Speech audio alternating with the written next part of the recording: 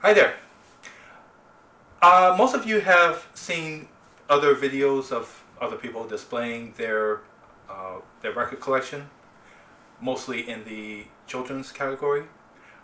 Well, I'd like to take a moment to show you my personal record collection. It's not much really. It's just a little something that's at least 38 years in the making, and it's just something that I enjoy very much. We're going to start with Golden Records, which eventually became Wonderland Records in the 70s. Songs of the Flintstones. This came out in 1961 when the show was still in its infancy, and it features the original voices. The music composed and directed by Hoyt Curtin, who composed the two themes of the show, both of which are heard in this album. Most interesting thing about this particular album, the majority of the music that is heard in this album as the musical cues in the series itself. So this is one of my personal favorites here. My next personal favorite is from 1962, a classic. Alfred Hitchcock presents ghost stories for young people. And yes, it does feature the theme song from the TV show, which is actually called The Funeral March of a Marionette by Renaud. Well, in the same vein as the TV series itself, Hitchcock would introduce a particular story, and the narrator, in this case John Allen, would narrate the story. And in this case, since this is a children's album, these are not too intense.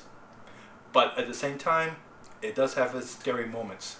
And the subplot is just as interesting, with Hitchcock trying to fix a leak in his house, which eventually becomes a problem. And if you have not heard this album, I will not spoil the details. Something unusual, Dance and Sing Mother Goose with a Beatle Beat, which came out in, well, can you guess? 1964. This is Mother Goose with a twist. And interestingly enough, these tracks were later used in a later album in 1975 with the vocals removed and the guitar would play the melodies. So this is something that I personally enjoy. This is a cool album with the cool illustrations here. My next personal favorite from the label, and this came out in 1969, the musical adaptation of Danny Dunn and the Homework Machine, based on the book of the same name. I like the musical aspects of it. Well, the book came out around '59. There's a video of this album on YouTube. Just look it up and check it out. Which brings us to 1970, Sesame Street, and all-time kindergarten hits. All the classic Sesame Street songs, including, of course, Rubber Ducky, which was the biggest hit of them all. Side 2 would have medleys of the popular children's songs. Hickory Dickory Dock, The Three Little Kittens, Pop Goes the Weasel, 1, 2, Buckle My Shoe. What's noteworthy of this album is that it was arranged and conducted by Vic Flick. If you don't know who that is, you've heard his work. He played the guitar in the iconic James Bond theme.